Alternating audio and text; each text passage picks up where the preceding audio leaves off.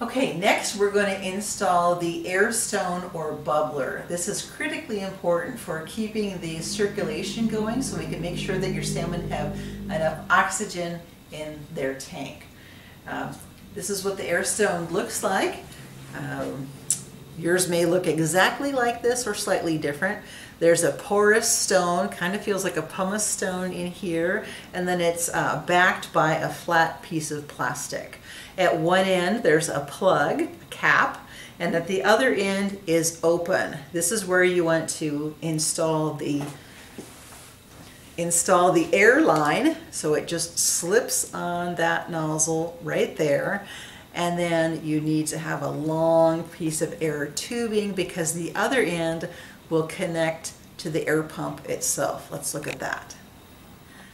You want to place the airstone bubbler along the back wall of the tank. So what I like to do is slide it down along the back wall of the tank. When I get to the bottom, do a 90-degree turn so that I'm kind of scooping underneath that gravel rock so that the airstone itself gets buried. I want to be careful not to put this underneath the intake of the filter because we don't want any air bubbles going up into the filter. This is great for putting it along the middle of the back wall of the tank. Also great to have the bubbles coming up around the chiller coil so we get those bubbles pushing that cold water throughout your tank. So here we go.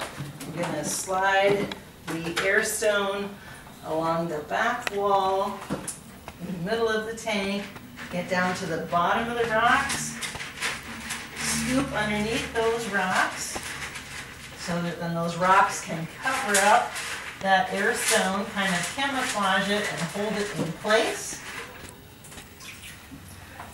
Then we'll take the other end of that air hose and hook it into the air pump. Your air pump might look exactly like this or a little bit different.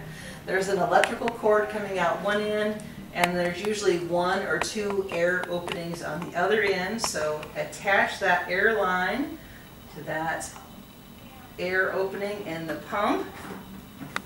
Might want to dry off.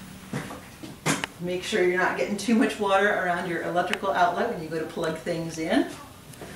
Plug it in, and within a few seconds you should see bubbles coming out of your airstone.